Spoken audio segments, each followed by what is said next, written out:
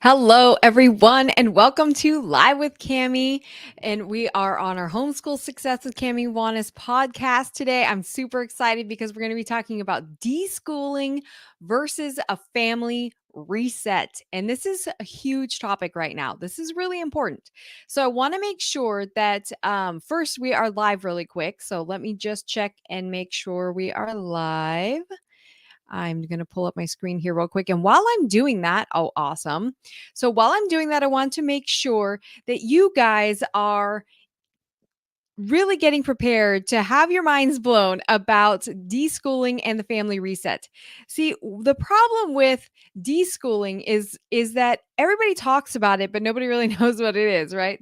So I want you to put in the comments here. We are live in our Facebook group. We are also live in our YouTube channel right now.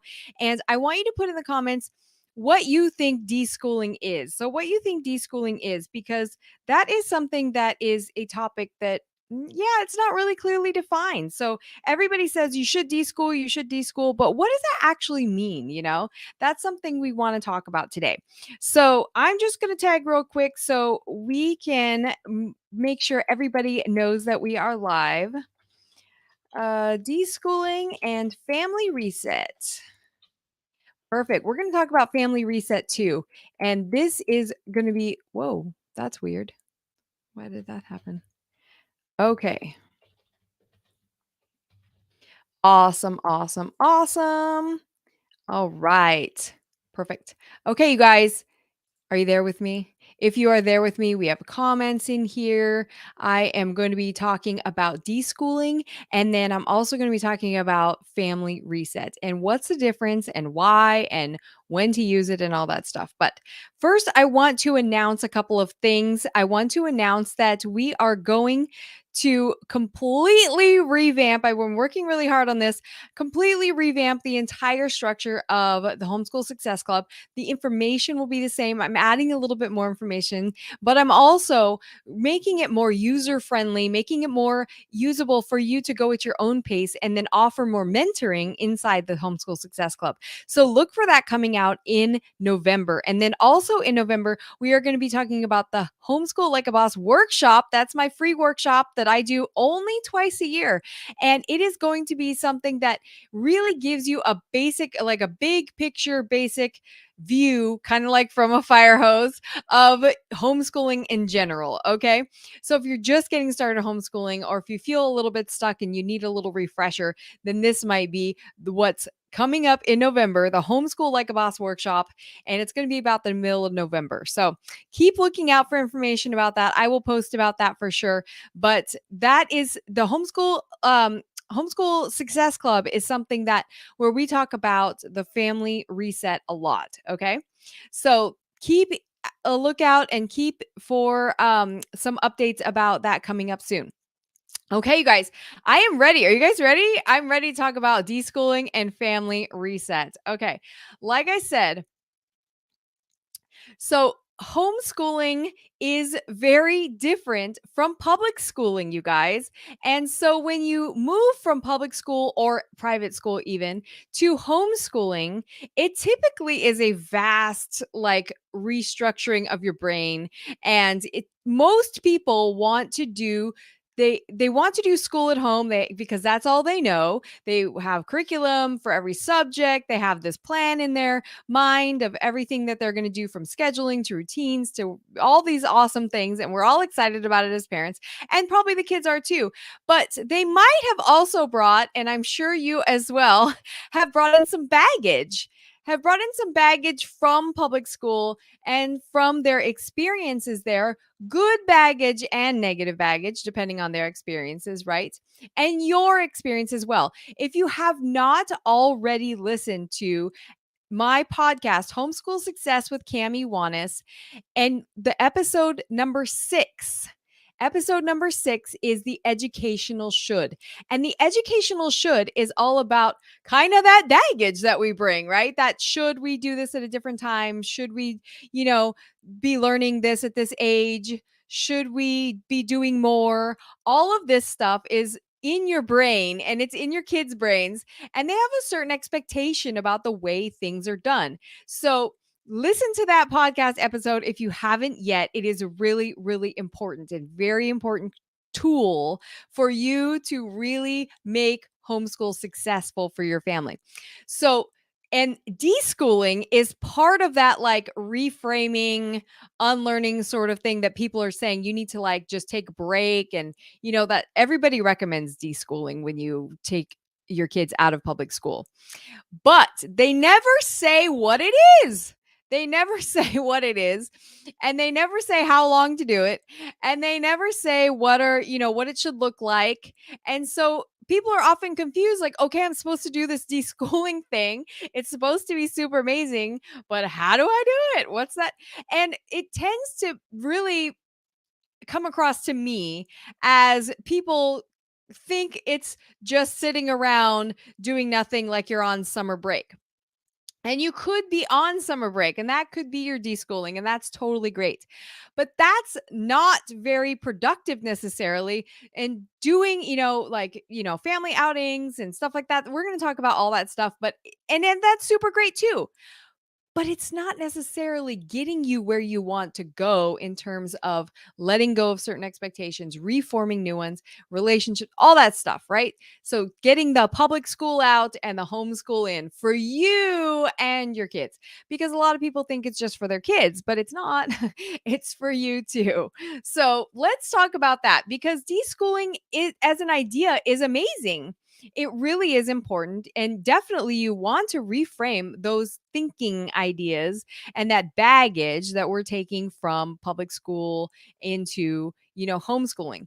But what I'm going to tell you about the family reset is a way for you to productively still be in the learning process, still be really, doing things that are meaningful, but not necessarily just taking a break per se from everything. Okay. And it's very intentional. It's very intentional.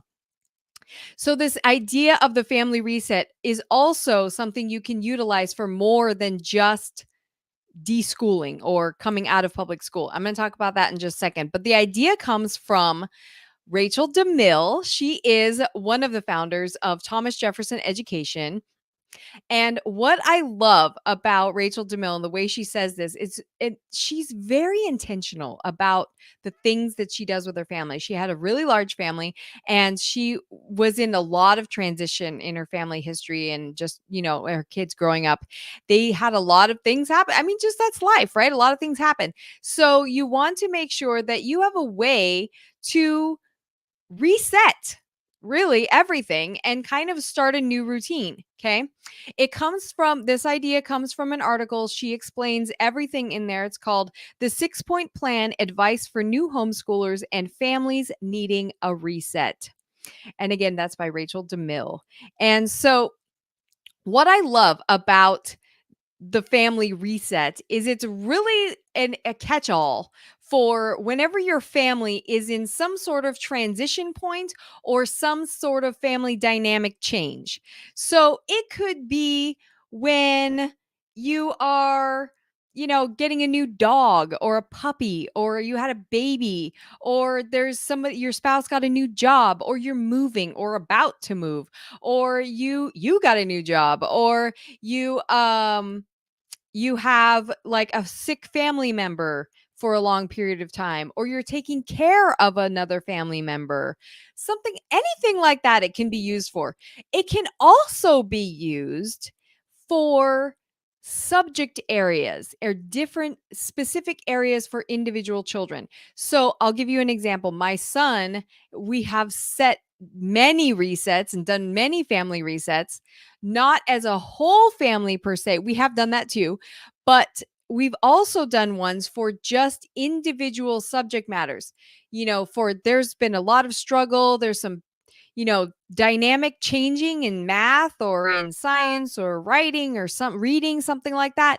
And we get a signal, we have to step back and we have to say, okay, something's got to give. We're not this is not being successful. We got to do something different. Okay. And that's what I love about a family reset, because it's not just deschooling, it's also just changing your family routine and setting a new one. Okay. So you would use this to renegotiate love of learning. This is a way that you can increase love of learning very easily. You would use it to increase relationships and improve them between siblings, between your spouse too, right? Between parent and child relationship, maybe an extended family if that's necessary. You could use this to improve self-talk, self-image. And that's a really great way, especially if your kids are coming out of public school or private school and they have just an unsuccessful view of themselves, or especially even in one subject, maybe. Yeah, that's a way to really renegotiate that kind of self talk and build them up, right? Family routines, family schedules, and learning expectations. Learning expectations, they have a certain set that they think it's going to be like, and they expect because that's what they've been given this whole time, right? They've been given that somebody's going to tell me what to do, that I'm going to do this assignment, that learning only happens in a book, that real learning is stuff I'm not interested in, and stuff I'm interested in is not real learning. Those kinds of things, we can renegotiate that stuff, right? Learning expectations. And then also, and even how long things take, I mean, that's a super, kids are not super amazing at guesstimating how long things take, right? So you can use this at any point in your family season of life, when just things are in transition, dynamic changes, and you need to regroup a little bit and kind of reset some expectations. So real quickly, I'm going to go over the 6 steps. Remember, it's the 6-point plan, right? Rachel DeMille's 6-point plan. And I love her information because it's so real. It's so transparent, and it's so important to really being able to implement it effectively. And she has implemented these things over and over again, and I have too. And it is really, I've done it with lots of families, help them through situations with these family resets, and it really makes a difference. So let's talk about these steps just briefly. I am going to show you what they are. Okay. So, step one is to simplify. Step one is to simplify.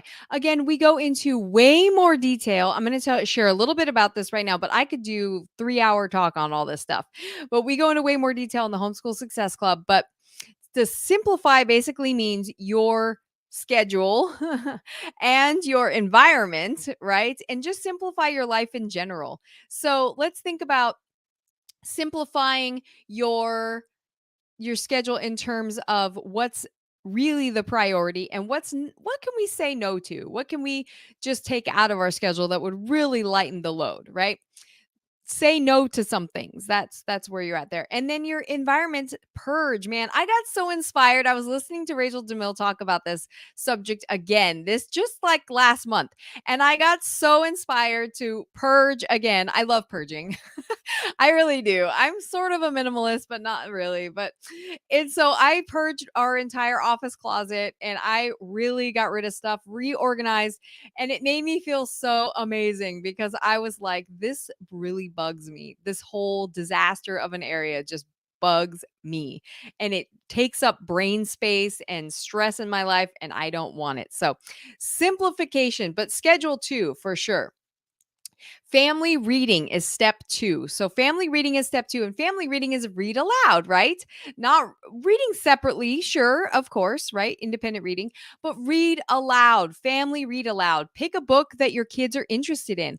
Pick a book that, it doesn't even matter if it's quality right now, but pick a book that they're interested in. Go for your highest, oldest kid first, and then switch around and bring in some others. If they're not used to doing it, start slow and start when they're a captive audience at the dinner table, and then move on from there, and really do as much reading aloud as possible, because you're going to have so many awesome experiences. You're going to have discussions, and you're going to have, laughter and telling stories and jokes, and it's going to be great.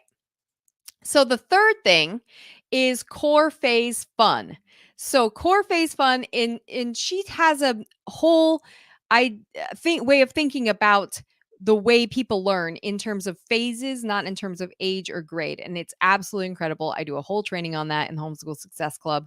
But basically, it means that you are doing fun things, fun learning things. Okay. So, fun learning things, play board games, go on a field trip, do lots of fun things, right?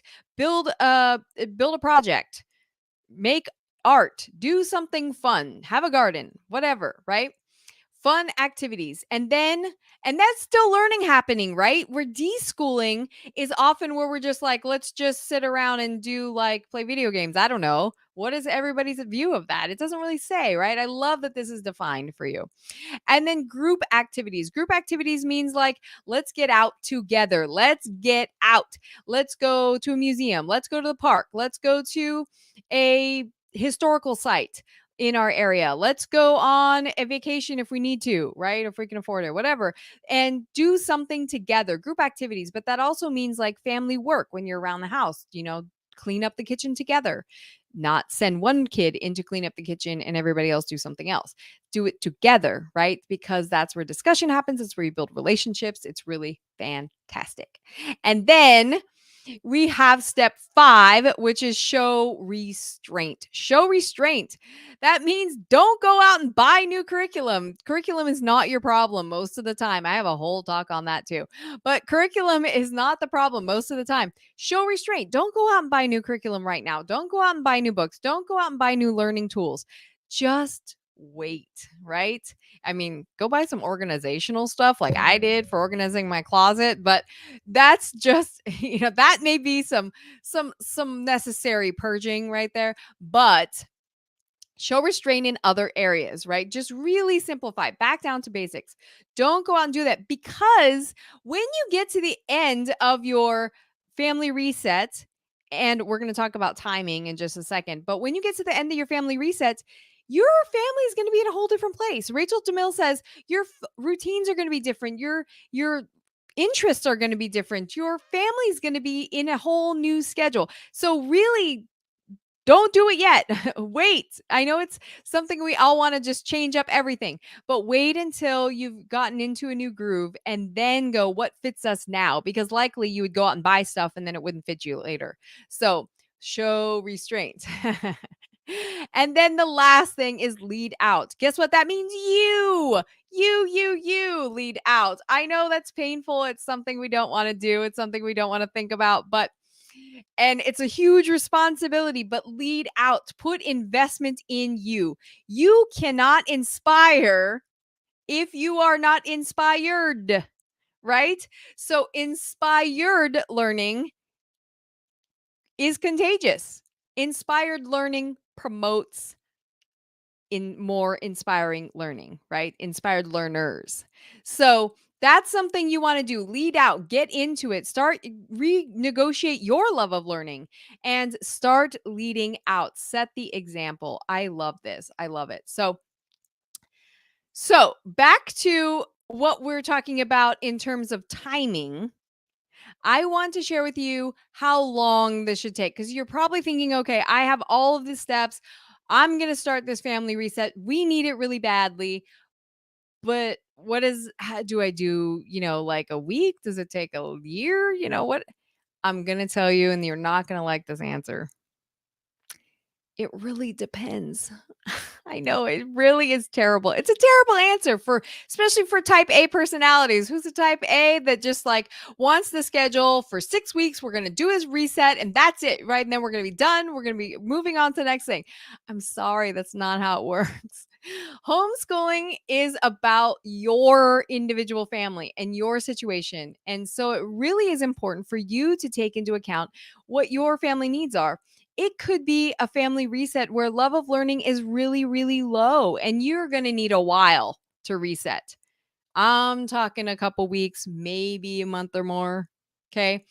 But if it's really low, you're going to need to really renegotiate all that stuff. And it might take a while. If it's not that low and you just need a refresh, you need to regroup a little bit, it might not take that long. A reset can last for like a couple days. It could last for a day. And that just it could last for an afternoon. It just depends on where you're at. One of my homeschool success club members, she's so amazing. She had her family doing all their schoolwork for the day, and it was just getting to be where like one of the kids was over it and just really not having it and just total meltdown. And she's like, you know what, let's fold it up. I was so proud of her. Fold it up, and they went for a walk. They went to the park. They went outside. And I'm like, "You know what? That is exactly what it is. That's exactly it. Just put it away and start fresh." But if it's a continual thing, you definitely want to hit the deeper issues and start doing a complete family reset. Maybe that will take a lot longer than that, okay? So, but I love that it's so versatile, right? I love that it's so applicable to everything that we're doing. So, you guys, family reset is very, very important tool for your homeschool success in your family. Utilize it over and over and over again whenever you need to. And also, you can utilize it again just for specific areas, not necessarily just for educational purposes too, okay? So you can use it in any area that you're struggling in or that your family's just having a little, you know, frustration point. Again, look at the deeper issue. Maybe it is a deeper issue. Maybe it's not, right? Maybe you just need to take a minute, right? So that's what a homeschooling family reset is. And I want you to understand that this is a game changer for you. And this can really, really impact everything that you're doing for the better because you can always regroup. You can always refresh. You can always, and you're going to have to. That's just life, right? That's how kids go through different hormonal changes, right? And you're having a moment, right? You need a break. All these things that just happen. And so you need to refresh sometimes. So you guys, I hope this is helpful to you. And I hope that you can watch this and listen to this on the podcast over and over and over again. And also join the Homeschool Success Club in November so that we can go over it in great detail and we can help you do all of those things. Okay. Again, if you haven't listened to episode 6 on the educational should, make sure you do that as well in our podcast because that's something that will also go along with the family reset. Okay. All right, you guys, I will talk to you again next week, and we have lots of fun topics coming up. Bye bye.